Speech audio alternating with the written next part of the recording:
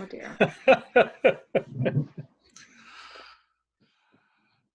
Okay, so you know what? We will get underway. Um, Yeah, so we're taking a look at the, and I'm sorry, I don't have the addresses in front of me. Good evening to everyone. Obviously, a well-attended webinar this evening, video conference. If you've participated in one of these before, we've been finding they've been working well. They tend to go sort of short and to the point. This is an opportunity to ask questions about the resubmission that the developer has made for the corner of Byron, Churchill, and Highcroft. We're going to prioritize those questions this evening where people are seeking information, but I will turn the mechanics of that over to Fiona. The most important thing that you can do is ask your questions and then provide feedback. I'm just going to quickly introduce Serene is here with Novatech, so they're the planning consultants to this. Murray Chown, I'm sure many of you probably know from working in the ward, also with Novatech. Richard Schmiel is with the architect, or is the architect on this project, and Andrew McCrate is the planner on the file. Andrew's here this evening. He's not here to defend or oppose the project, but if you have questions about the process, please feel free to ask. And he's here to listen to your feedback, such as is provided. Before finally making a recommendation to Planning Committee and City Council as to whether the application should be approved or not. So with that, I will turn it over to Fiona Mitchell, who is my assistant who works on all of our planning files, which is an overwhelming number at the moment. Fiona? Thanks, Jeff. So I put it in the little chat box, but in case you missed it, how we're going to proceed tonight is we'll throw it over to the applicant's team to do a high-level kind of presentation. We do have some slides that we can show. They'll review primarily what's in the resubmission this time.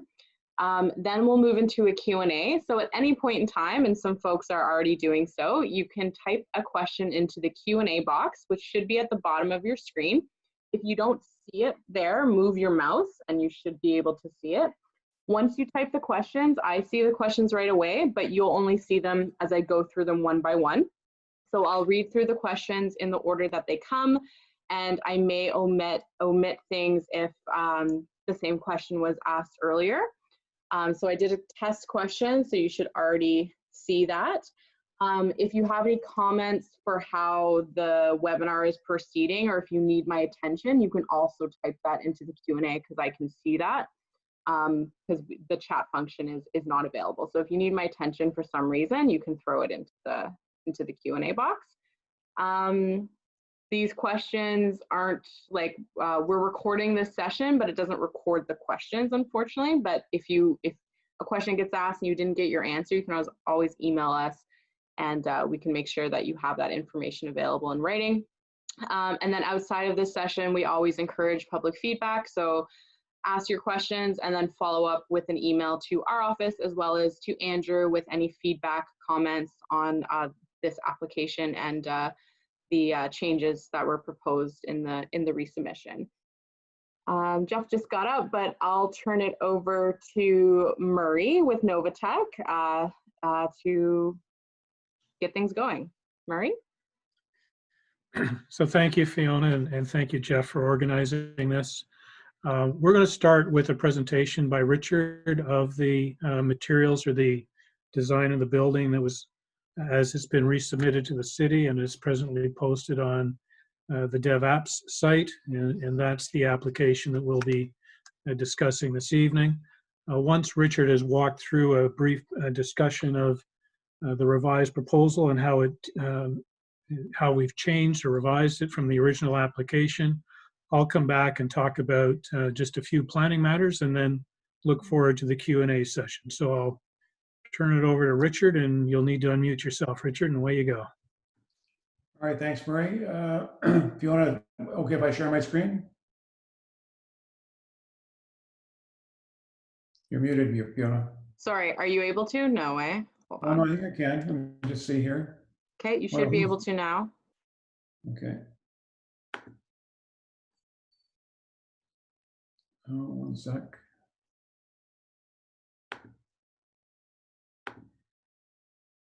Should be at the bottom of your screen with those other buttons. Just have to get the drawing out. There we go. Okay, thank you everybody for attending this evening's Zoom meeting. We hope to explain to you kind of where we started back in April of last year with our previous community meeting. And at that time, the project was 6 stories in height, kind of across the site. We've looked at it in a number of different permutations and revised the design to kind of what we'll be showing you tonight. And as Marie said, it's already been posted on DevApps, but I just want to walk you through the design and kind of at a high level. And so I'm sure we're all familiar with the location. This is the first drawing, first image on the screen, site at the corner of Byron Place and Churchill Avenue, right at the intersection of Byron and as it heads down to Westboro Village. The second slide will just be an aerial view of the same site, just from a different vantage point. Looking from Richmond Road, here's Byron Avenue here, Byron Place, and then Churchill running up to Carling. I'll just run through quickly some images. This is just for context, landscape plan, showing landscaping at the rear of the property, adjacent to the Highcroft community off Highcroft. This is Byron Place here. This is Highcroft, and this is Churchill on the left-hand side here. So pretty extensive landscaping adjacent to the property on Highcroft, and again on the street frontage facing Highcroft. And we've been introduced, as we've discussed many times, a calming median for limiting vehicular traffic onto the street and to allow bike traffic to run through. The next image is the roof plan, with the current design being now a 6 and 5 story scheme. The checkered area on the perimeter here is the 4th story roof, and the 4th level extends to within 2.4 meters of the lot line of the adjacent property on Highcroft. The 5th story is set back roughly 3 meters from the furthest point back on the Highcroft frontage, and I think about 5 meters from Highcroft on the right side here, and a smaller setback facing Byron Place. And this is the area of the 5th level roof terrace that would be accessed by the residents. The rest of the building is 6 stories, fronting on Churchill and towards Byron. I don't think this height has been in great contention. The biggest issue we're going to be talking about is the area to the right, which is the area fronting the residential community of Highcroft and Highcroft Street.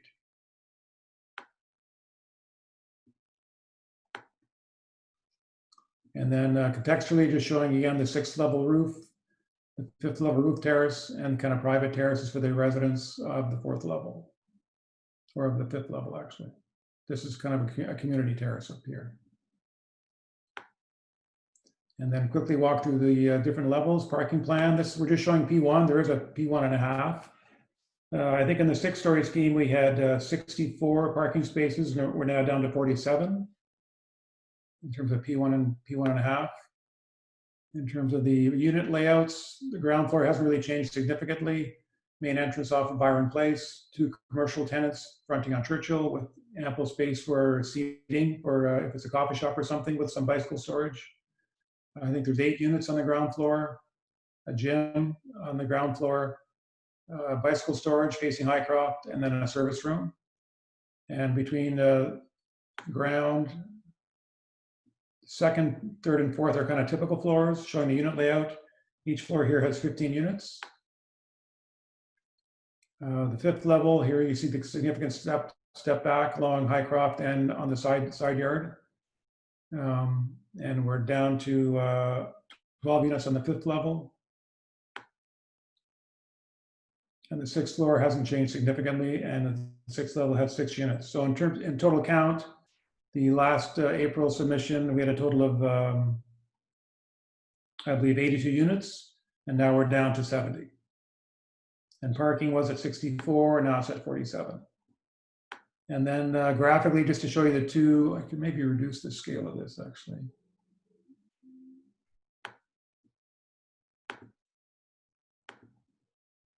Too much. Let me do that.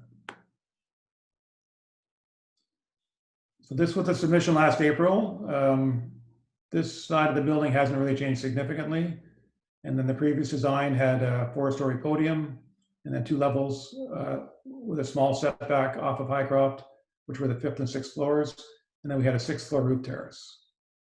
What we're proposing today is something that looks more like this. So again, the Churchill side is really not significantly changed. Now the ground level has not significantly changed. And we still have 4 levels facing Hvac here. And then you see the difference where the top floor has been completely removed, the 6th. And almost 2 bays have been removed facing Hvac to limit the view line or sight lines from Hvac to the 5th level. And then the next slide, just again, context showing this was in the previous submission because it hasn't changed much. We haven't changed the rendering.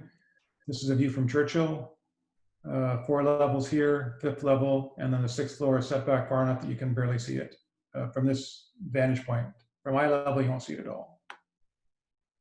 And then the last image is a view of the current design from kind of where the bicycle calming island is. Parking garage here, bicycle storage here, and then the 4 levels of condominiums.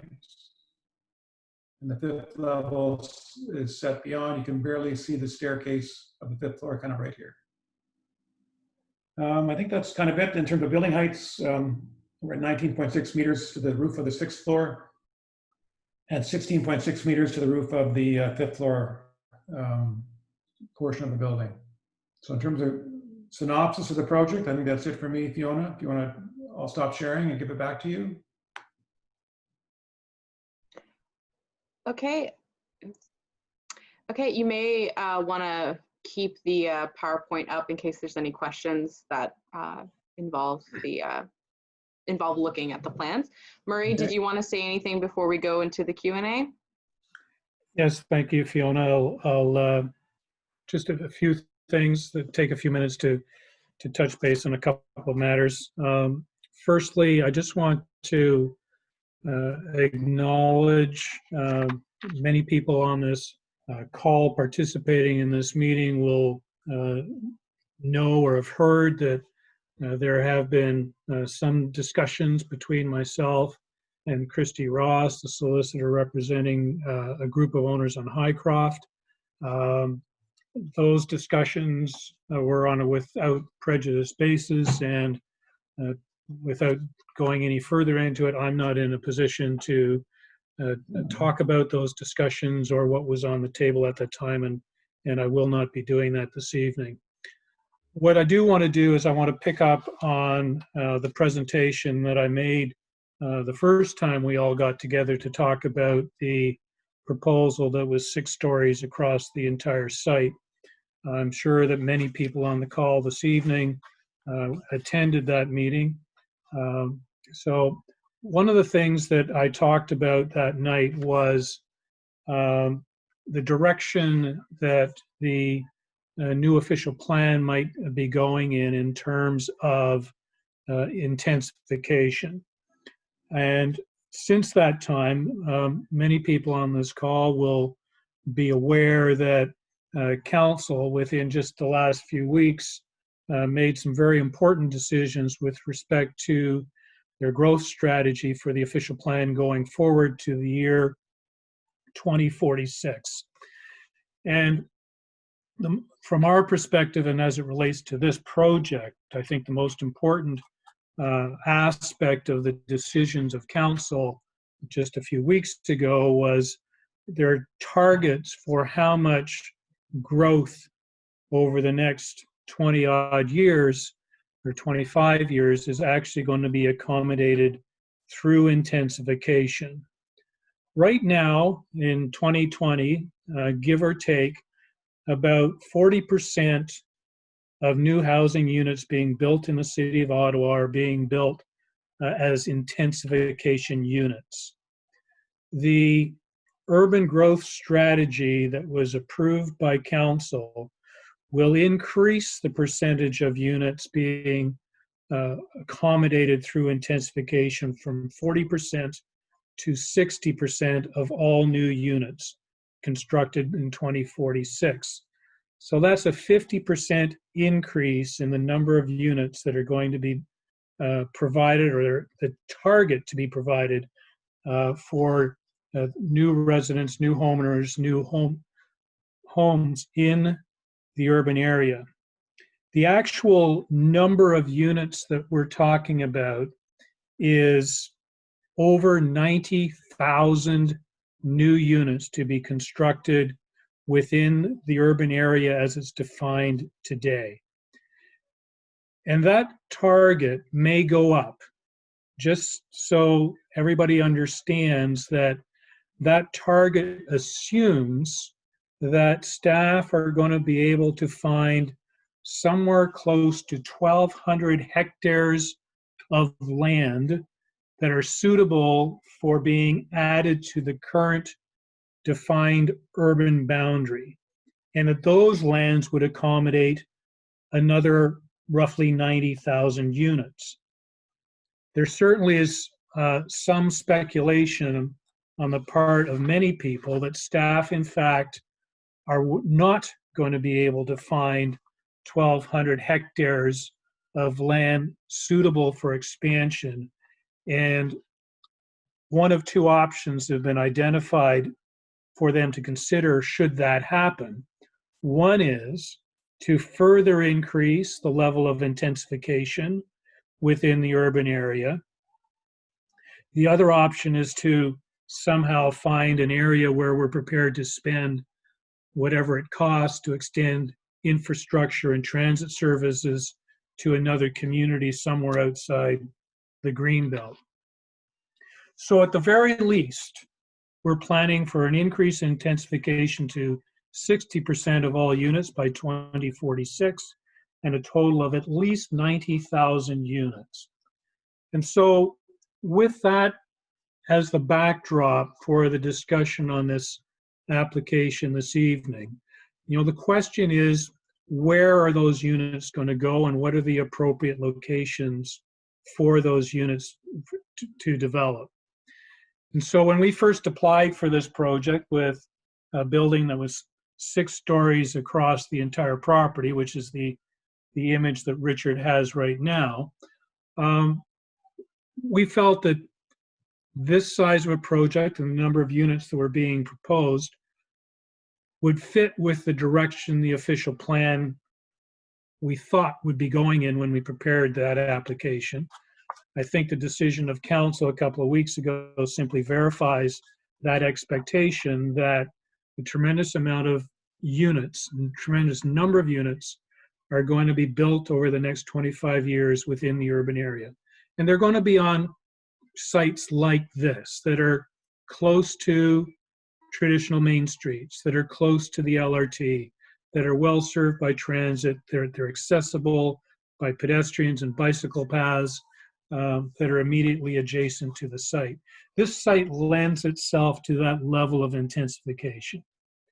Having said that, we took a great deal of time to go back and work with Richard, the architect, and work with our client, and discussions with staff about modifying the proposal in response to the comments and the concerns that have been raised by the residents, by the community association, by your counselor, and in fact by staff. And as a result, we scaled the building down. And Richard, I don't know if you can put up the matching image for this one with the 5-story, but so thank you. So we stepped the building back by eliminating the 6th floor on the east half of the building and significantly increasing the setbacks of the 5th floor, so that, and you don't need to go there, Richard, but so that when you actually go around the corner to Highcroft, the 5th floor disappears and all you see is the 4-story building. So it's 4 stories on the Highcroft side, it's 4 stories on the south side immediately adjacent to the residential properties to the south on Highcroft. That 4 stories is slightly higher than the as of right 3 stories, 3 and a bit, that's permitted under the existing zoning if someone was to develop the residential properties as triplexes. So in summary, we think that we've taken steps in the right direction in terms of modifying the original proposal, and welcome your questions. Thank you very much. Okay, thank you, Murray. So we will now move into the Q&A. Just so folks know, I have 44 questions in the queue. This is scheduled till 8:30, so we will get through as many of these as we possibly can, but just in case you're typing in a question, just keep in mind there's 44. Okay, so I'm going to start. The current street on Highcroft is a great mix of detached and semi-homes. How is this build sympathetic to the current neighborhood? So as I said at our last community meeting, and I'll reiterate this evening, I think there's a tremendous opportunity around the edges of this neighborhood and other neighborhoods to build housing at a slightly higher density, which will introduce a mix of homes and alternative types of units in this neighborhood, obviously a very desirable neighborhood, and increase the rental stock in this neighborhood. This building is intended to be a rental building, but I certainly wouldn't be supporting something like this that was in the corner of Highcroft and Clare or somewhere else in the middle of the neighborhood. But we certainly feel it's appropriate on the edge of the neighborhood at the corner of Churchill and Byron Avenue. Okay, thank you. Before I move to the next question, I just want to say that I know this is a highly contentious development, but just like any other open house, we won't be tolerating any inappropriate comments. So if I see an inappropriate comment, it's going to be dismissed outright, just so you know. And before I go to the next one, there is a comment someone in here asking how people can participate and show or demonstrate their opposition. So this is one forum in which we're going to take your questions and by virtue of that, some of your feedback, but you're also encouraged afterwards, as I said earlier, to send further comments and feedback to our office and to Andrew. The next step after that is at some point this will proceed to Planning Committee, and at that point you'll have a further opportunity to present opposition. You can sign up to speak as part of the public delegation to Planning Committee.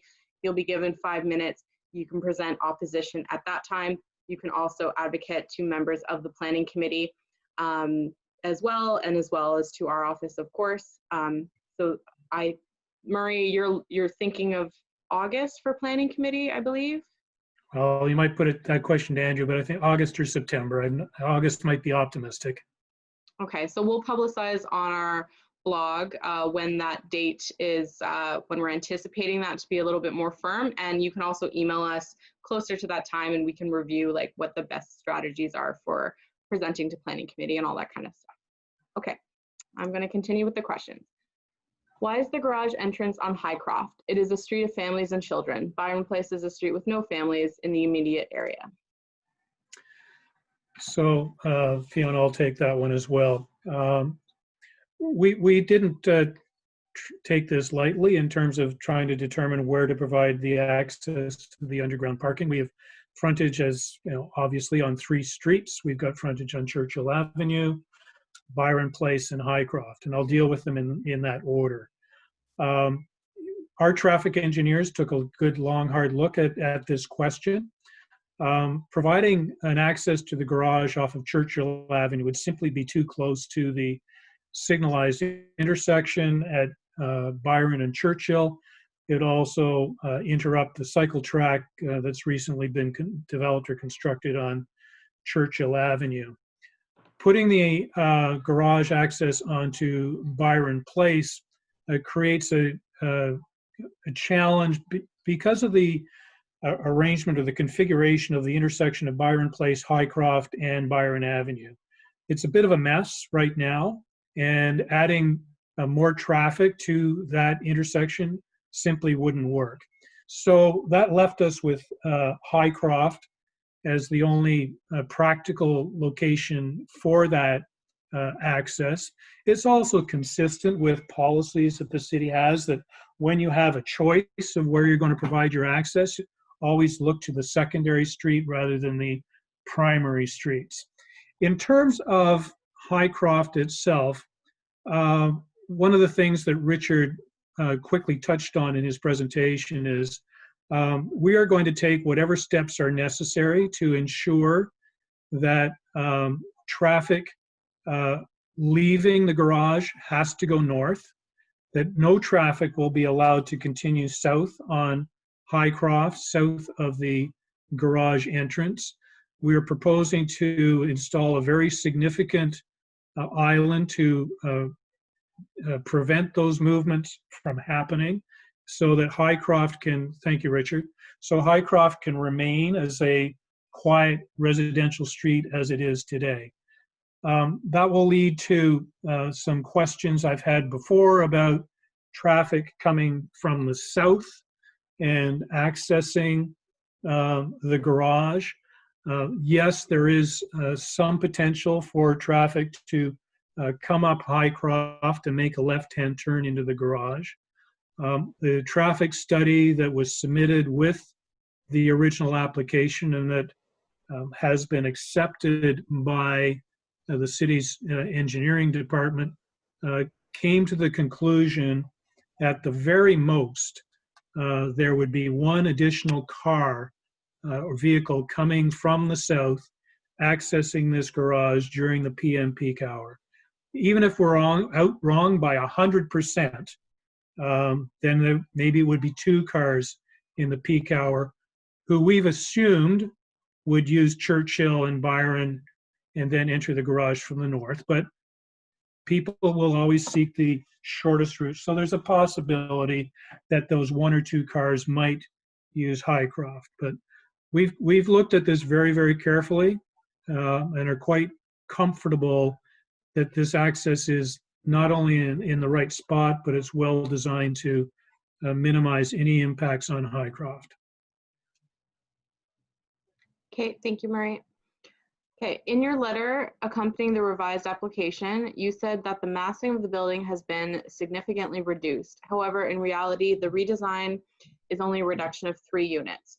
While most of the 6-story on Highcroft side has been removed, a portion remains to serve as a walkout for the rooftop terrace, and a small step back has been added to the 5th story facing Highcroft. However, the side yard setback has been reduced, moving the mass of the building 3.6 meters closer to the adjacent low-rise home on Highcroft Ave.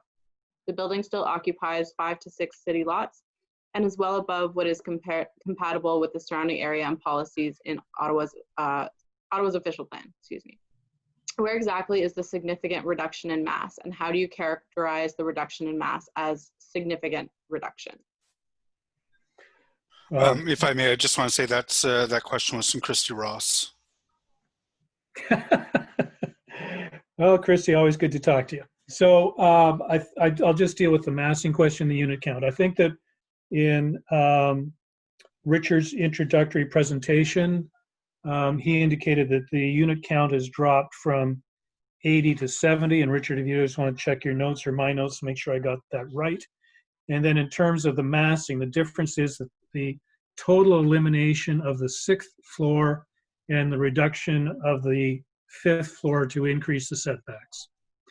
But Richard, you just want to confirm the units again? Yeah, the unit count reduction was from 82 to 70.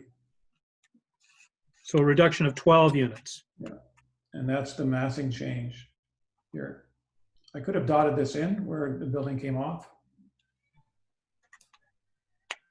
Okay, thank you.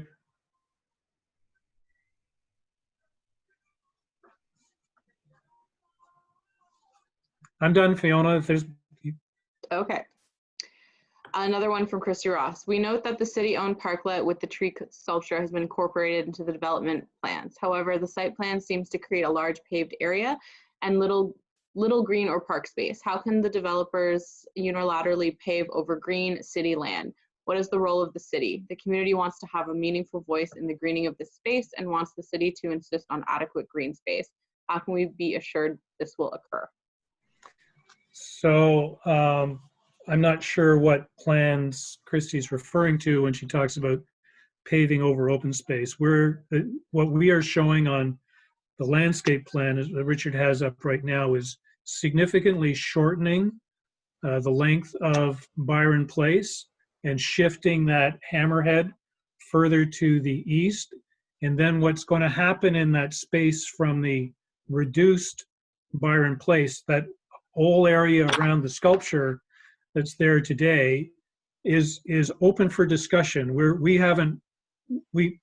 We submitted with our original application 3 concept plans for that area just to get discussion started, but we have no firm plans. It's not ours to plan, quite frankly.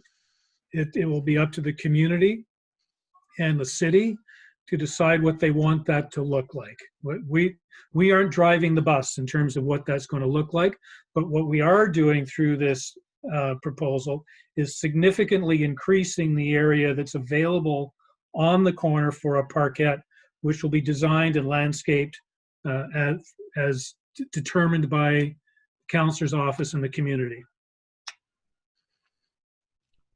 Okay, thank you. Fiona, I just want to add to that for a second because it's not directly related to that question, but I think there were some other questions around this area about why does there continue to be a Byron Place in front of this development if they don't need it for access. And a lot of that is driven by 2 main factors. One is it has to serve as the fire access for this building, and we've confirmed that with fire services. And 2, we've talked to our operations group and they still have a need for this section of Byron Place for things like snow storage and snow removal on the local roads. So yes, there is no access on Byron Place, which one might think, well, then get rid of the road in its entirety, but it still serves a purpose for emergency access and operations. Yeah, and water and sewer runs through this Byron Place as well. Okay, thank you. We are concerned about the placement of the underground garage access on Highcroft Ave. This will necessitate increased traffic on Highcroft and other local roads to access the development. This appears to be in direct conflict with several official plan policies. It would appear that access would be better located on Byron Place or Churchill. Do you have any comments on this? Fiona, I think that was the first question, and just so we can get to other questions, maybe we'll move on.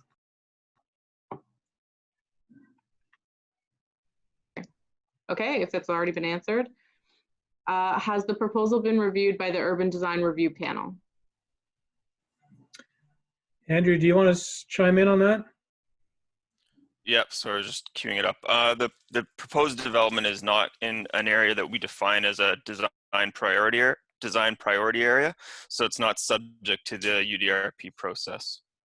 So urban design is reviewed in-house internally amongst various staff. Okay, thank you, Andrew. This is our 4th consultation with you, the developers, and yet nothing much has changed for these plans and the concerns of the neighbors regarding the height and mass of the building. Clearly, your intentions for community consultations are disingenuous, so why do you keep coming to us when you have not made any real changes? Well, with respect, I think we have made some significant changes from the original application, which was 6 stories across the entire site. We made a commitment to come back to the community association to talk about these changes, and that's why we're here. Okay, thank you. The rooftop terrace has been relocated to the roof of the 5th story, but overlooks the back gardens of Highcroft Ave, and there also seems to be unit balconies that are facing Highcroft. We've already expressed our concern about these terraces and that the walkout should be on the Churchill side to reduce noise, preserve the privacy of the residential neighborhoods, and reduce adverse impact on the homes on Highcroft. Why has this not been addressed? So I think we'll take that one away. I think that we can look at moving the rooftop terrace back to the top of the 6-story portion of the building. The other spaces are private amenity space for each of the individual units. The terraces will all be stepped back from the edge of the building as they're required to under the zoning bylaw. And there are no balconies on the south side of the building, as I recall. That's correct on balconies. We could reduce the terrace on the 5th level just to this front half, so it only faces Byron, and make this a green roof. And then for these terraces, if they're private, we could reduce the private area to the first 1.5 feet, and then the rest could be green roof that's not accessible. Okay, thank you. Are you reducing parking spaces to cheap out on blasting the bedrock? No, no. We're providing more parking spaces than the bylaw requires. The bylaw requirement is half a space per unit, so whatever the math is, 35 spaces for this building, and we're providing 47. So no, we're not cheaping out on parking spaces. Okay, thank you. The next question is also about the rooftop terraces. So we've heard that Murray's going to take that away. So I'm going to move on from that one. Okay, does 654 represent current zoning bylaws? No. That's why we have an application in to amend the zoning bylaw. Okay, thank you. This development is right across the road from a school in a great family neighborhood. Why is it designed with mostly studios and single bedrooms that are not suitable for families? Well, there's quite a mix of units. Richard, I don't know what your latest count is, but what I have is about half of the units are one bedroom and studios, and the rest are one bedroom plus den, two bedrooms, or two bedrooms plus. So it's about half of the units are one bedroom or smaller, about half of the units are bigger, which would lend themselves to young families. Okay, thank you. Highcroft is a quiet street of detached and duplex single-family homes. Given the city says they want to preserve our neighborhood's character in their plan for intensification, how is this development preserving the character of our neighborhood? Well, I think I've answered that one already, Fiona, but just to refresh, as I've said, if this project was in the middle of the neighborhood, I wouldn't be here. But I don't consider the intersection of Byron and Churchill to be the middle of the neighborhood. I actually see, obviously, I wouldn't be here if I didn't believe that this corner represented an opportunity for a development of much higher density than the interior streets of this neighborhood. Yeah, and just as another comment, the site kitty corner from us, this number 10, which is the laundromat, it's I think currently zoned for 8 stories. So we are on it in an edge condition because that's part of the edge condition as well, and we're stepping down from that condition. Okay, thank you. Another question about the balconies. Are the balconies on the south side of the building overlooking the gardens on Highcroft? If yes, why are they not clearly represented? So I think we've been through that. Yeah, so there are no balconies on the south side. The 5th floor units will have rooftop terraces, but there are no balconies on the south side. Okay, thank you. A comment too high on Churchill too. That's been noted. I'll throw this to you, Murray. What is the full name of the developer? You know what? I don't even know that offhand. It's a numbered company, I think. Okay. Murray mentioned privacy for the occupants of the building. What about the privacy for the occupants of Highcroft? They are towering over everyone else. I don't recall saying anything about the privacy for the tenants in the building, but certainly in terms of the privacy for the neighbors, that's one of the reasons we have no balconies on the south side. It's one of the reasons why we brought the building down to 4 stories on the south side, and the rooftop terraces for the 5th floor units will be stepped back from the edge wall. So we've taken a number of steps through the design of the building to address privacy and overlook for the properties to the south. Okay, thank you. I'm strongly opposed to the size, mass, and height of the Byron Place development proposal in our quaint little Westboro neighborhood. The 6/7-story height would not only negatively impact this neighborhood because of its mass and height, but also because of its location on top of the escarpment south of Richmond, the main street. Does our city and/or its planners not take this into account when developers submit their plans to change existing bylaws for their own gain and change existing neighborhoods? I think that's more of a comment than a question, but certainly we're taking all of those things into consideration when designing this project. I'll just add, these are some of the key questions that the planner has to make a decision on. Does this represent good planning in accordance with the city's policies?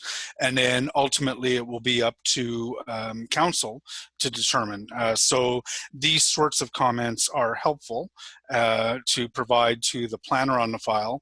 And then when it gets to a political stage, it's going to be a key part of the conversations that you want to have with both me and then through me or directly with the other councillors who sit on committee and council. Okay, thank you. Okay, what efforts will be made to ensure that local residents who are driving or walking are not inconvenienced or put in dangerous situations by construction vehicles? That's a good question, and that's something that will be dealt with through the site plan approval process. Certainly we'll be take all steps possible to ensure that construction traffic stays on Byron and Byron Place, and if they are on Highcroft, they're limited to the frontage of the property, but they will be prohibited from traveling on Highcroft south of the property. And while speaking of construction, should any iteration of this application get approved, Jeff includes a special site plan condition for a pre-construction meeting. So that would be a meeting that's had a few weeks prior to the start of construction, because at that point they should have their like detailed construction information available, who the contractor is, where the truck traffic is going to go, what the overall timeline and key milestones are going to be. So we'll pull together a meeting with adjacent residents and we'll run through that plan. We'll also work on communication strategies so neighbors can have contact information for the contractor, and we can talk about how to problem solve if something arises and things like that. So we'll have a nitty-gritty like concrete conversation if something is approved prior to the start of construction, as we do with all of our sites in Kijisipi Ward. So there is another question down here: where will contractors be parking during construction? That's something that we would definitely address at that meeting that I don't think we're in a position to answer right now. If I may, I think that's one of the benefits of having Byron Place available to us during construction. Okay. Next one is a comment: not enough underground parking. Residents will be parking on the streets. If I may just quickly on that, Fiona, I think that there's a strong trend right now on development applications in the City of Ottawa to actually minimize the number of parking, the amount of parking that's provided for tenants. It's counterintuitive for some of us who believe that every household is going to have a car, but there's a strong desire on the part of both council and the administration at the City of Ottawa to get people out of their cars and onto transit. Now, COVID may put a bit of a monkey wrench into that, but still the focus is on supporting transit, and in particular focusing and supporting the new light rail system, which will be extended to the Westboro station in fairly short order. And so there's a number of councillors and many people on staff who believe that we should actually be limiting the number of parking spaces in buildings like this to encourage people to ride transit or bicycle or walk or Uber or whatever to get where they want to go. So as I said earlier, we're actually providing more parking with this scheme than the zoning bylaw requires. There's some people who would tell us we're providing too much parking. Okay, thank you. Next one's also kind of a comment. 4 stories on Highcroft and 4, 5, 6 on Byron seems excessive and a new record. Okay, what previous experience has the builder got for building 6th-floor buildings? This builder, he's not building it. He will be hiring a contractor who has lots of experience building a 6-story building. Okay, thank you. Is the city willing to convert the stub of Byron Place that fronts the building site and will no longer be needed to service separate houses into full park use, perhaps providing for some kind of emergency vehicle access to Byron Place side of the new building? I think that's exactly what we're doing, and that's what Andrew was alluding to a little bit earlier. Perfect. Why would the builders not go for family units for rent when the area has a school right across the road and mostly family-oriented neighborhood?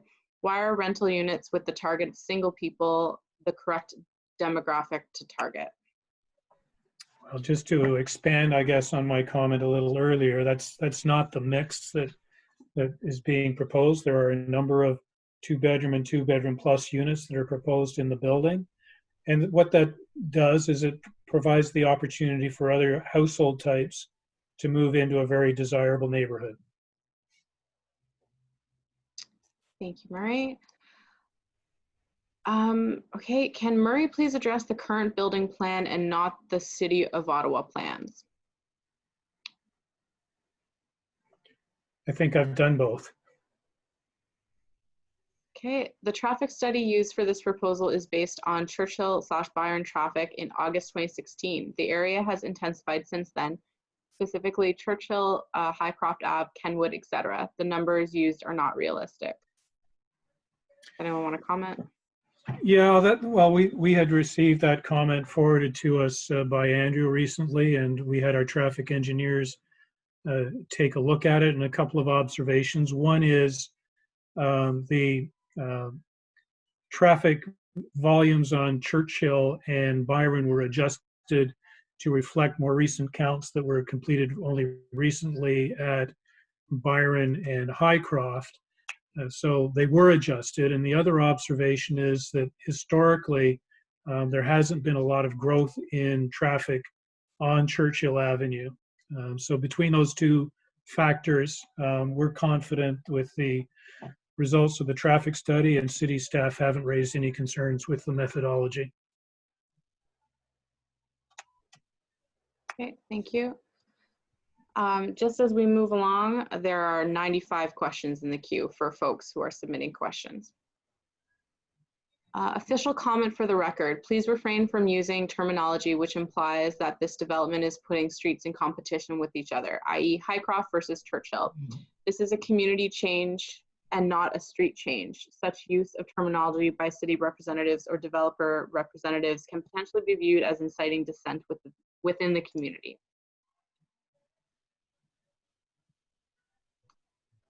Okay. Noted. Oops. Okay. Adjacent property gardens and houses on Highcroft will be completely overlooked by this development, especially by the rooftop deck. How is this appropriate and respectful intensification? So we've talked about the rooftop deck, but do you want to add anything, Murray? I think the only other thing is just in terms of shadowing. We have done shadow studies, and as you can appreciate, because the building is at the north end of the block, for most of the year and most of the day, the shadows are cast to the north on Byron Place. There will be times in the late afternoon in the summer when there is a shadow cast to the southeast, but generally speaking, the shadows from this building are going to be cast to the north. Okay, thank you. It has been said that the majority of residents support intensification, but they want it to be done thoughtfully through design while respecting the characteristic of established communities. How is having 4 proposed stories facing a residential street, Highcroft, with its existing dwellings no more than 2 stories tall, respecting the characteristic of this established community? So just one footnote to that question is that the zoning on Highcroft allows for 3-story buildings. So although the existing built form may not be a full 3 stories, nothing would prevent somebody from coming along and redeveloping a number of these properties to 3 stories. So it's 3 stories is permitted today.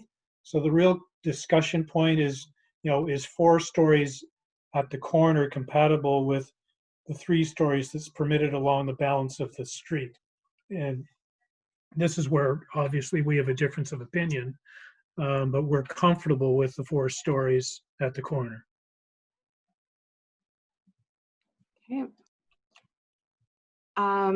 This view on Highcroft side must be 1 foot above ground level as it distorts the actual view next to the existing building. So that was half an hour ago. I'm not sure what view we were talking about, but noted. This one.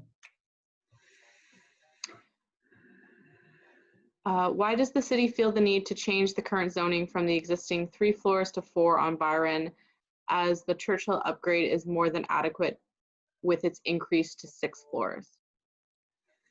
Well, I'll speak up for Andrew. They haven't decided to recommend anything. So I'm not sure whether they're going to support 4 stories on Highcroft or not. That is, again, that's the decision that ultimately City Council is going to have to make, and then subject to review by the local planning appeal tribunal. So right now, Andrew is receiving all of the feedback. He needs to make a recommendation to the planning committee of City Council, and the decision will ultimately be in our hands. But I should make it clear, they're allowed to make the application. Every property owner in Ontario has got the right to ask for something. That does not mean, however, that City Council is required to grant that. Okay, thank you. The city has mandated a stationary noise study. It cannot be completed as there has not been a submission including the mechanical components. When will that be completed? That will be completed before we get our site plan approval. So it's down the road. And that's assuming we get rezoning. We may never get there. Okay, thank you. What are the ramifications if the builder decides to not rent but to go condo? I'm not sure what the ramifications of that necessarily are. Zoning doesn't regulate whether it's rental or condo. All I can tell you is that my client is interested in building an income property. And as another note, it's very hard to go from rental to condo, but it's easy to go from condo to rental. So it'd be more difficult to try and go back to condo after you built it. And there would be notice to the community too, because they'd have to file for agreement of condominium or something. Andrew probably knows what that is better than I do, but there is some paperwork that happens on the city's side if they do decide to go condo. Yes, they'd have to apply for a plan of condominium. So if the intent is to start as rental and that building gets built and is established as rental, I think what Richard was talking about is we have official plan policies that protect rental housing, and you have to meet very specific criteria if you're going to convert that to condo. So in terms of that question of ramifications, I don't know if that was where it was heading, but if this was an existing rental building and in our current state where we don't have high vacancy rates or rental rates, the city would not permit it to be converted to condo. But if it's built as condo right from the get-go, that would be permitted. But as we've heard time and time again on this proposal, my understanding is the intent is to deliver a rental project. Okay, thank you. Mix of housing. What will the monthly rental rates be? Affordable? I don't have that information. Thank you. An official comment for the record. As per previous open house meetings concerning this development, residents from Churchill have verbally expressed that the building height on Churchill be the same as on Byron Place and Highcroft Ave, i.e. 4 stories across all streets. There has been no request to change the height of the building between streets. Why is this development favoring one street for another in regards to intensification perception for this building? Example, it's only 4 stories on Highcroft, but 6 on Churchill.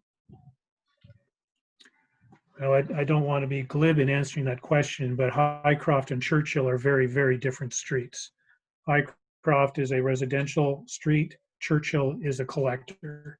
And so Churchill is planned to serve a different function than Highcroft, and the opportunity on the Churchill side is to build something with greater density, greater height, and with ground floor commercial.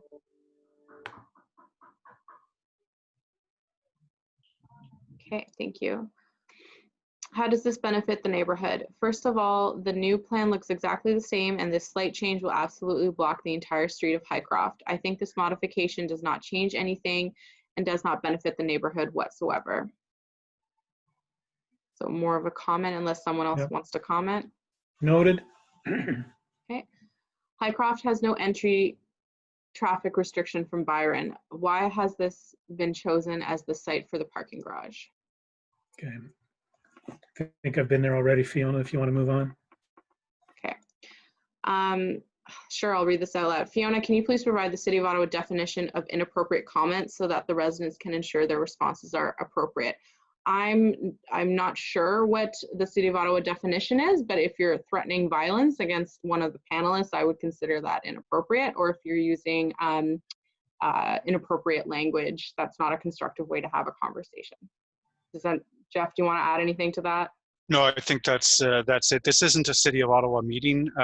There is only one official meeting in the course of a development process, and that meeting is the one that happens when the planning committee of City Council votes. So the question around an official City of Ottawa definition, there is only one person here who works for the City of Ottawa, and that's Andrew, and this is an informal meeting that I, as City Councilor, use my resources to host.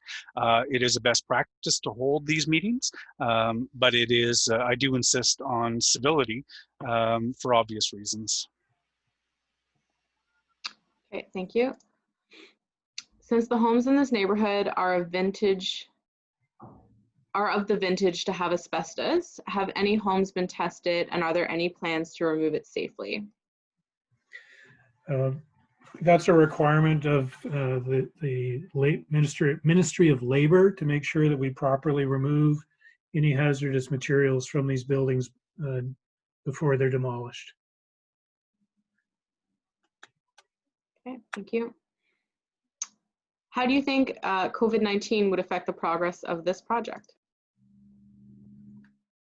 I'm not sure that it is going to affect the project one way or the other. Okay. The geological survey showed the bedrock ranges from poor to good. It was recommended a pre-construction. Sorry, Fiona.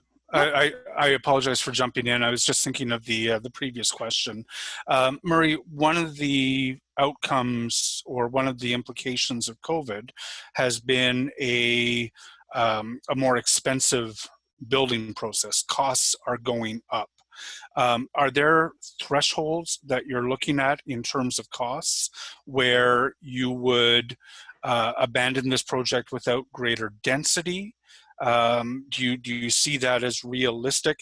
Because I don't think, COVID obviously is not slowing down construction, but it is becoming more expensive.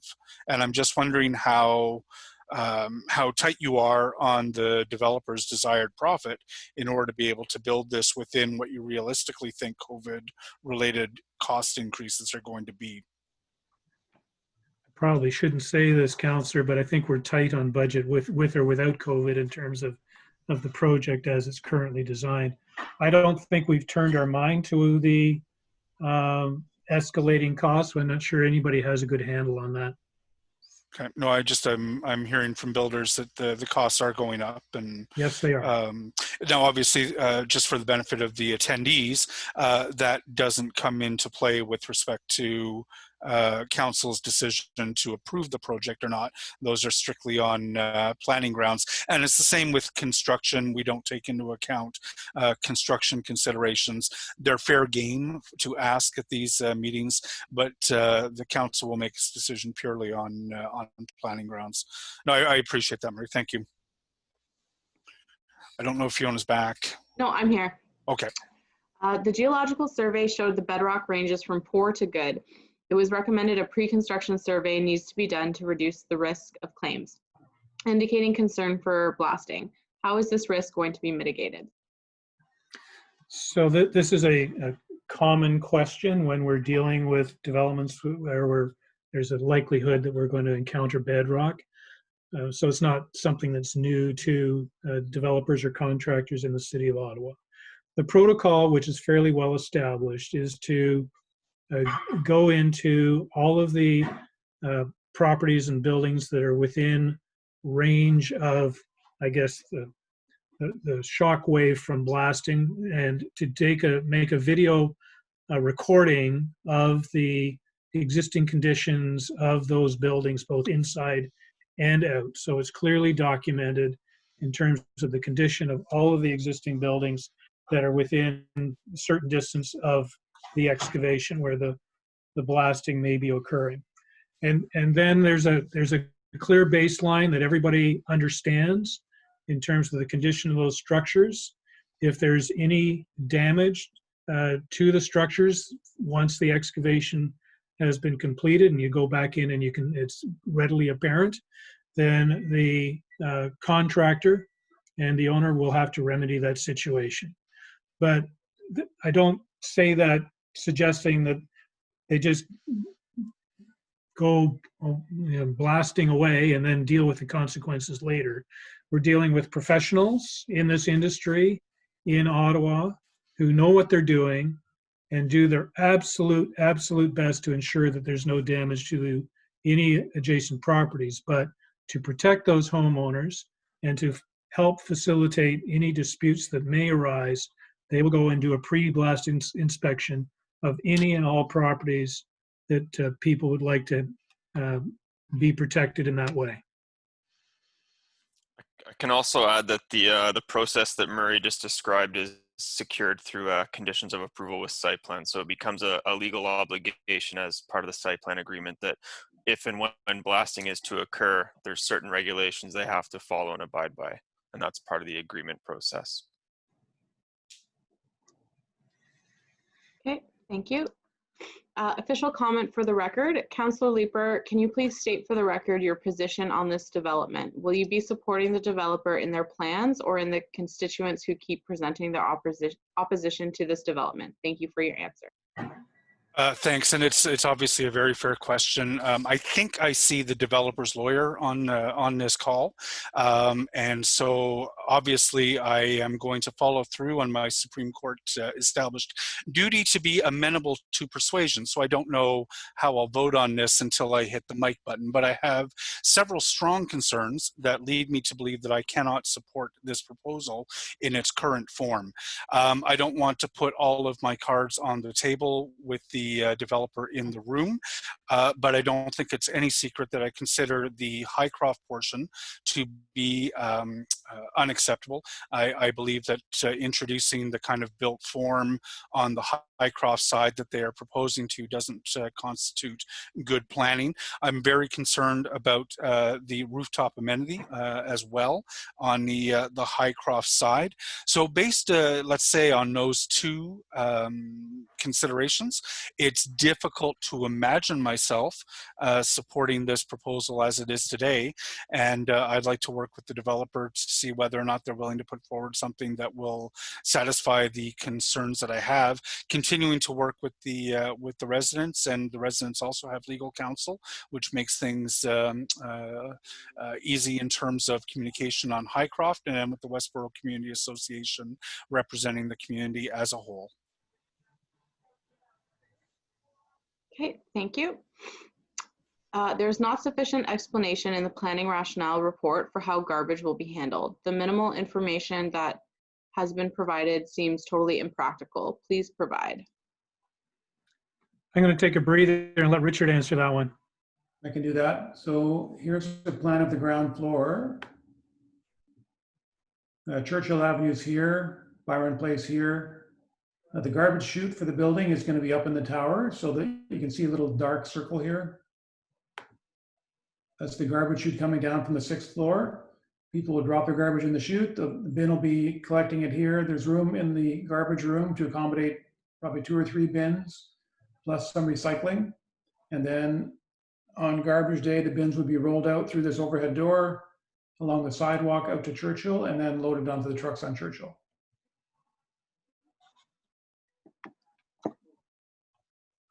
Okay, thank you. Am I getting it right? The current plan is slightly violating the permitted floor count, brackets, building height for this zoning? Quote unquote slightly. Some tone there. It certainly is more density than the current zoning. Absolutely. Okay. Your traffic report suggests a single extra traffic trip in the AM and 3 in the PM, so Byron Place could have been considered. Okay, the traffic study is flawed because it is based on a 2009 model. The city development was very different 11 years ago. Driver behaviors have changed significantly. How can you claim your traffic projections are accurate? I don't have the report with me, but it was my understanding we were working with numbers that were gathered within the last 5 years, not 2009. But I don't have the report in front of me. I'm going to take a stab at this, Fiona. I think this came up during one of the original open houses on this, and the report is not from 2009. It was some of the data is from 2016. The report itself is 2017 or 18. I think the reference to the 2009 was the city's guideline document about how to prepare transportation reports and understand what information may or may not go into those reports. I think there was conversation that none of the reports submitted for this specific development is relying on 2009 data. It's all within the last 5 years. Murray, does that sound familiar to you? There was something about the 2009, I think it was based on a guideline document about what to prepare for a TIA. Yeah, I don't know where the 2009 date comes from, but we're not relying on 2009 data, that's for sure. Okay. The planned garage entrance has not changed after the community has stated that the entrance should be from the Byron Place side. The owner's own traffic study said the amount of tenant traffic is not significant, so why not move it to Byron Place? This would relieve the added congestion and disruption of residential traffic on Highcroft Ave. There's no excuse not to put it on Byron Place. Redesign is not a valid reason, as the owner has had over 2 years to change his design and no cement has been poured yet. The 4-story over Highcroft Ave is unacceptable, as this is the residential street and not zoned for this height. Plus, this would be overlooking the adjacent houses on Highcroft. So, noted, I think, right, everyone? Yep, thank you. Okay, just to check in, it's 8:10. This is scheduled to 8:30, and I have 96 questions in the queue. So what I'm going to propose is I'm going to look ahead and try and grab questions that have not been addressed yet. Any questions that we don't get through, and unfortunately there's going to be some, what we can do is you can email us so that I have your contact information, and we can get the questions answered and send an email with the answered questions. We did that for another development open house where we ran out of time. But make sure that you send me an email so that I actually have your contact information if we haven't already communicated about this development. Okay, so the intersection at Byron Place and Highcroft has always been terrible. Why not redevelop the intersection to correct it so that Byron Place can be used for parking garage? Okay. So I think that bringing traffic out at Byron Place or using Byron Place as the entrance is just going to make a bad situation worse. So, vehicles who are leaving the building, trying to turn left to get onto Highcroft and to access the Highcroft Byron Avenue intersection, there's just no room for that. We're trying to eliminate traffic using that intersection to get rid of a dangerous situation. Okay.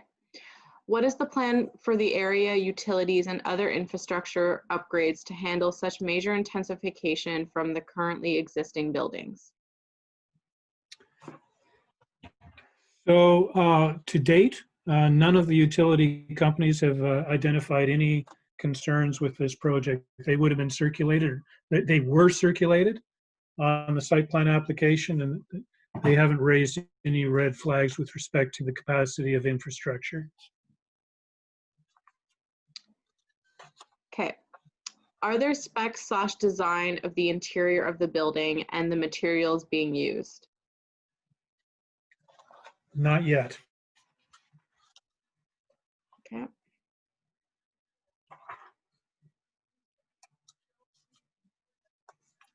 I'm just, sorry, I'm reading ahead in the questions. No, appreciate that.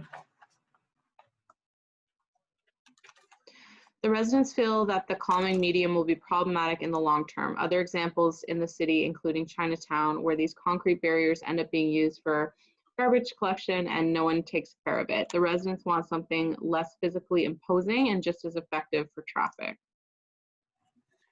So I just want to clarify that because I believe that there may be some misunderstanding as to what that traffic island is intended to look like.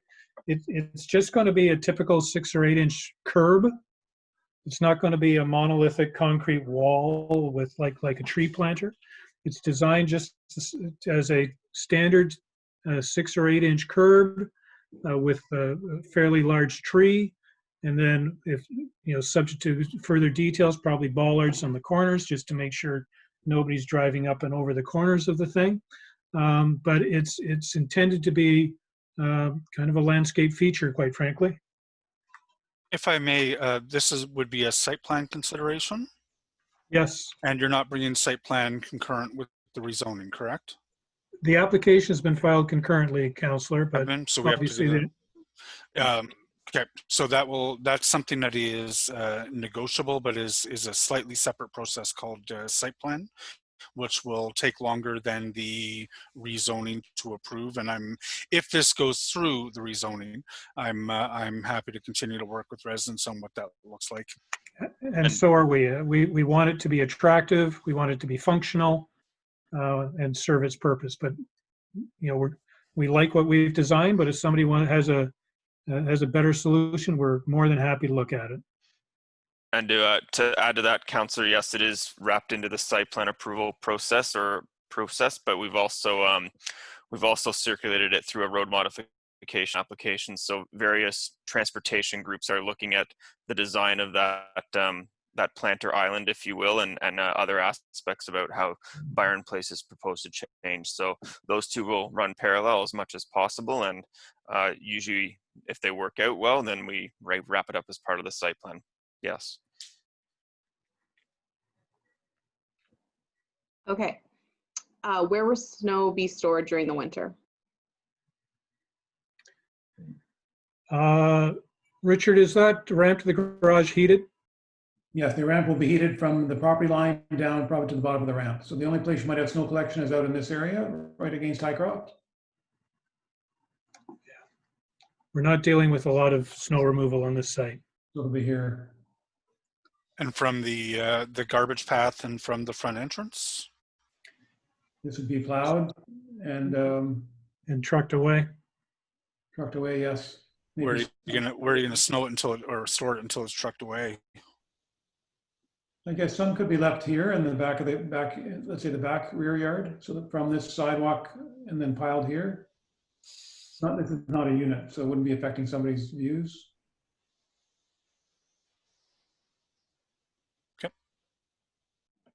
Okay. Official question for the record. What local services, schooling, fire, ambulance services have been assessed to the increase in living / family units? In previous open house sessions, Councillor Lieber has deferred that as a provincial problem, but as all the local schools are already above capacity, what coordination is being done at either the developer / planner or city representative interactions to account for the increase in residents? This also applies to other new developments, example, those being built on Scott. So I don't have a good answer for you this evening. The intensification that is occurring is actually bringing us back to population levels that we had in the 1960s and 70s. Decades ago, Westboro had a higher population. We saw more people living in a household, more children. At this point, the school board hasn't provided any alarm bells that they're not going to be able to accommodate the number of kids. I'm happy to have that discussion offline. But right now, the school board is not waving any flags on intensification. Okay, thank you. Just give me a second here. Have we gone through the breakdown of the units? Because there's a question here. What is the exact breakdown of units within 2 bedrooms, etc.? Have we done that? Well, but Phil, I can give you a ballpark. Roughly, it's 30% 2-bedroom, 70% 1-bedroom, and a few studios. Okay, thank you. If the location of the rooftop terrace is in play, where do the HVAC systems go? And of the HVAC, what is the projected massing and height of those units? The HVAC would most likely go on top of the 6th story element facing Churchill. Probably enclosed in this penthouse unit. If there is a penthouse, it'll be enclosed in this. This might be a little bit bigger. This is where it would go. A lot of the individual units would have their own HVAC through a heat pump system within the unit itself. And their intake and exhaust would be through the wall of the unit. So the only major HVAC on the roof would be for common areas and maybe for the retail. Okay, thank you.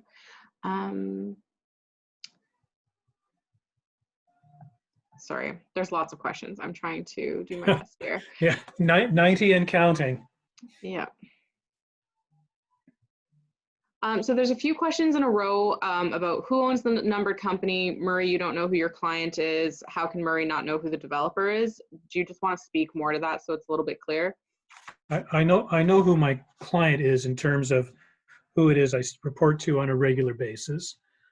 He represents the owners. He represents what I recall to be a numbered company. I don't know what else I can tell you.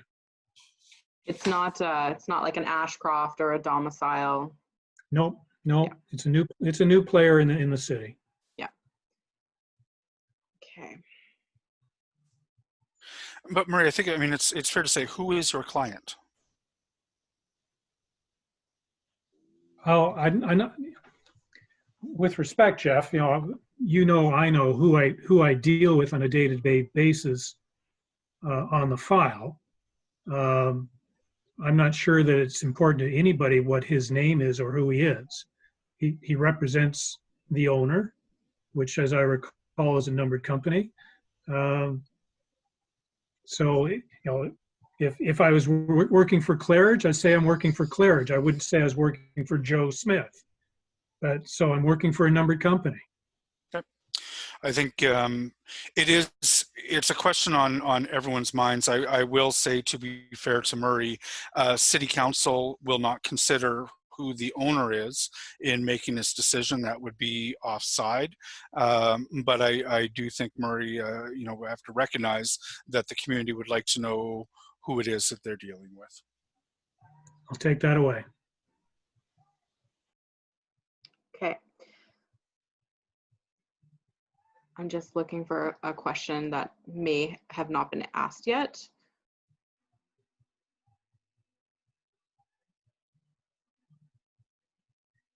Sorry, bear with me.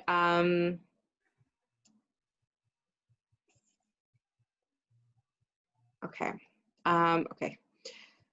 You say Churchill and Byron is not a quiet neighborhood and suitable for this development, but you're extending into Highcroft. Why are you not willing to align with the existing homes height on Highcroft side?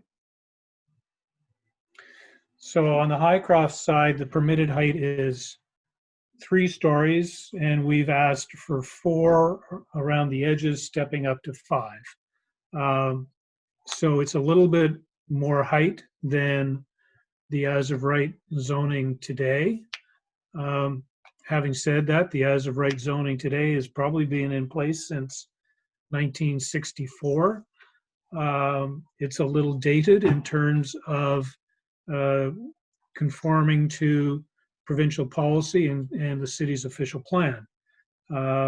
So I believe that 3 stories is probably not consistent with those policies. We started at 6. We're now down to 4, stepping up to 5. Okay. Is this a LEED certified building? I've got one afterwards, Fiona. Richard? It hasn't been determined yet if it will be LEED certified. I suspect yes, but I haven't been advised in detail if my client has expressed an interest in going that way. Sorry, there was a question. My finger hit the wrong button from residents. Intensification is fine, but must be done in a manner that is compatible with the neighborhood. Does the city planner think that this is compatible? I accidentally hit that we'd like to answer that live. So like, I think the only way we can get rid of it is to answer it live. That is the fundamental question that the city planner is going to have to make a recommendation based on after hearing all of the feedback. And then ultimately that's going to be up to city council to make a decision on. And then my guess is that whatever city council decides is going to be disagreed with by either a group or groups of residents or by the developer, and ultimately will probably be the local planning appeal tribunal that will have to make a decision as to whether or not this is compatible development. Okay, thank you. What provision will there be to repair the road after building has been constructed? We want to avoid the disaster of North Roosevelt after much construction left the road unfit for bike riders.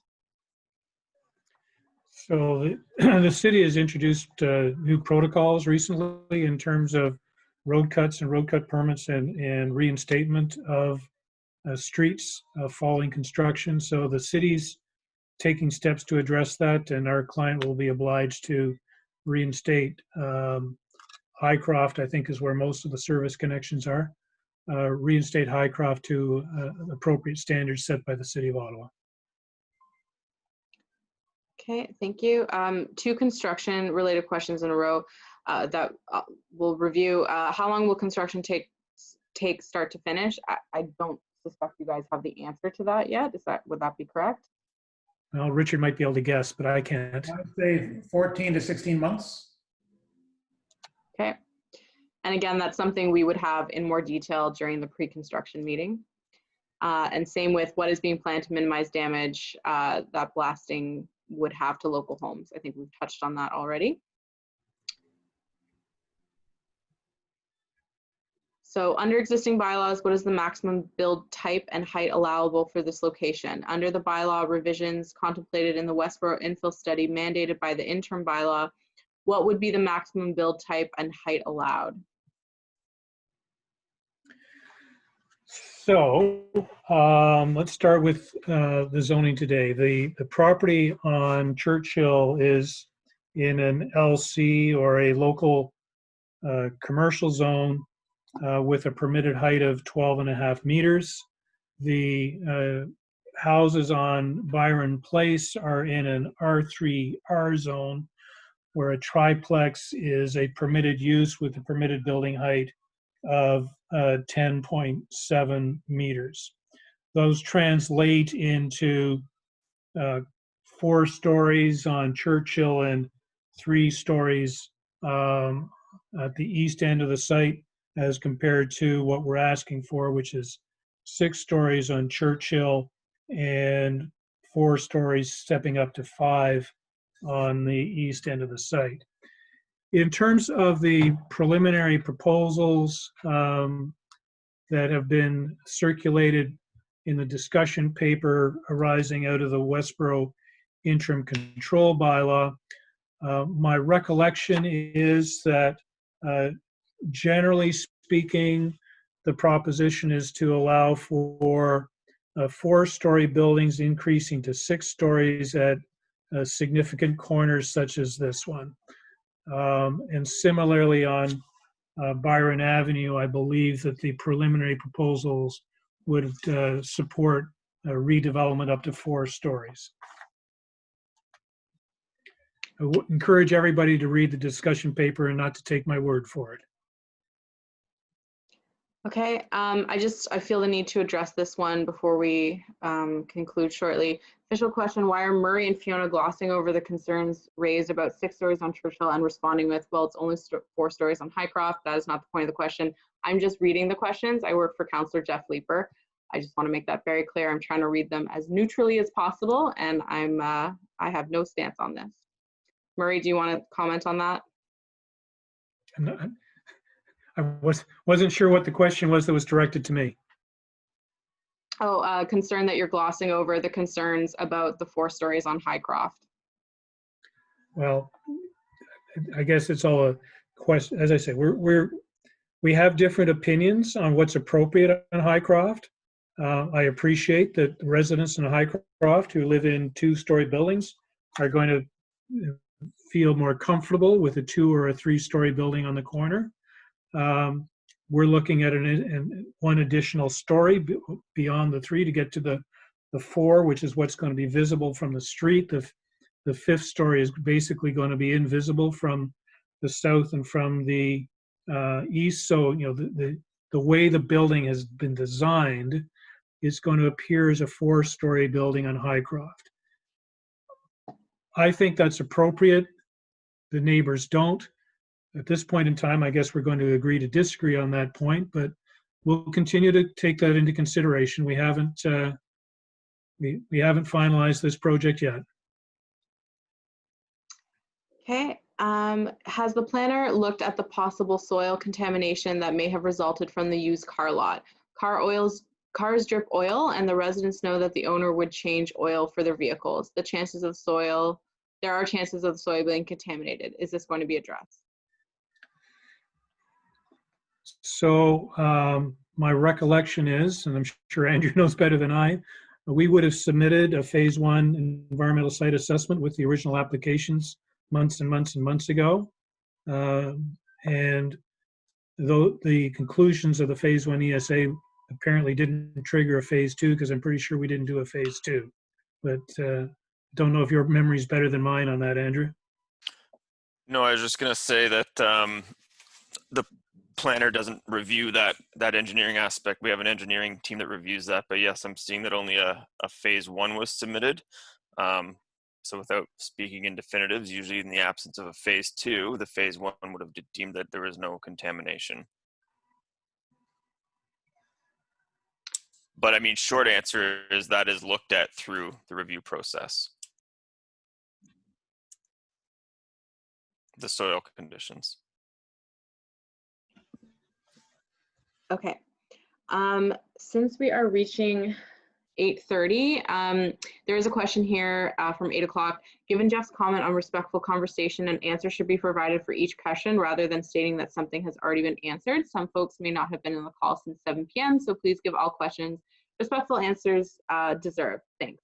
Absolutely agree with you. I have 88 questions though, so unfortunately we're not going to answer them all tonight. What we've done in a previous development consultation is we can copy and paste these all and get answers to them and then send them to you folks. So if you would like the answers to questions that have not had the opportunity to been asked, please send me an email and I'll make sure you get the answers to those questions. We'll remove the name that's attached to it, so it'll just be the general comment. So I just want to reiterate that again, because unfortunately I can't get through these all tonight. So since it is 8:30, did anyone want to move towards wrap up from the panel? Yeah, so I think there's obviously a ton of questions here. There have been a number of questions which have been, really driven by not knowing what some of the facts of the proposal are. And I'm glad that we were able to hold this open house in order for you to get answers to those questions. There is also a lot of questions that clearly the developer is not going to be able to change your mind in their favor. And folks are making points. It is important to provide your feedback now to Andrew, who is the planner on the file. Fiona went through the process a little bit earlier, but it's worth repeating.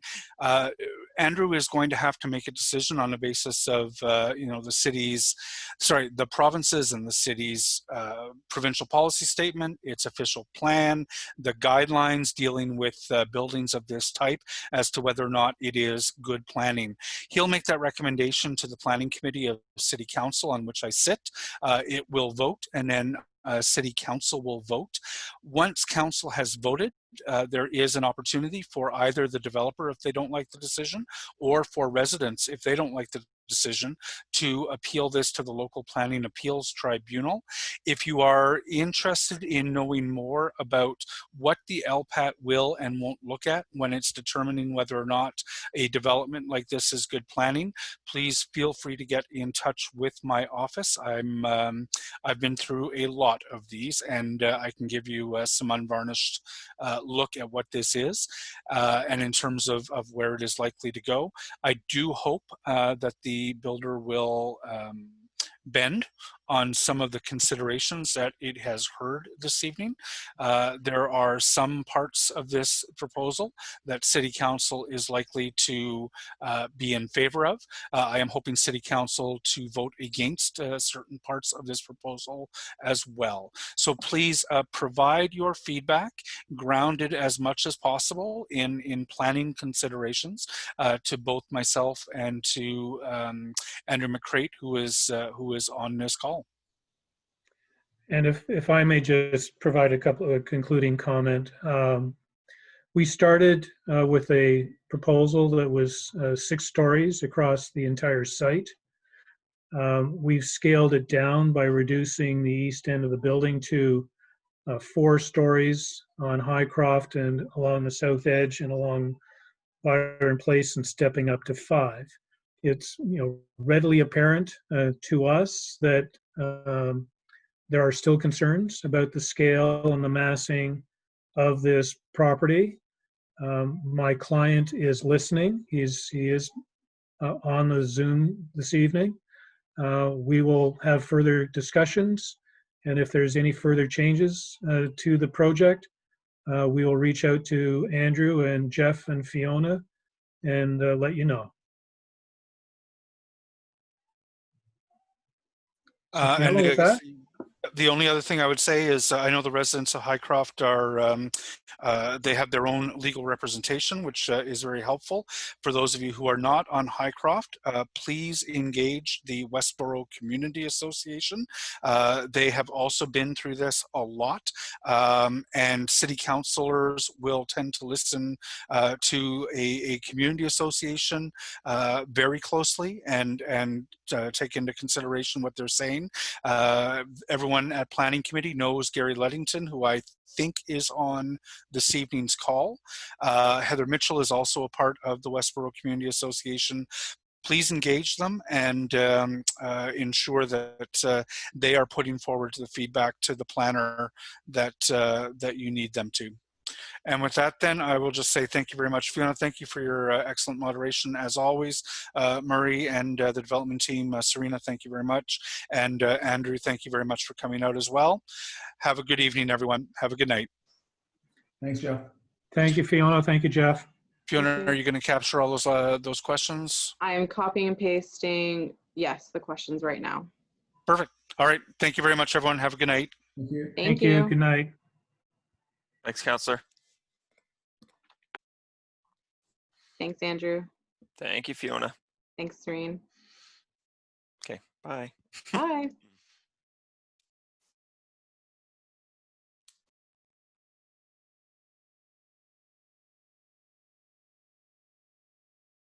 Okay, thanks, everyone.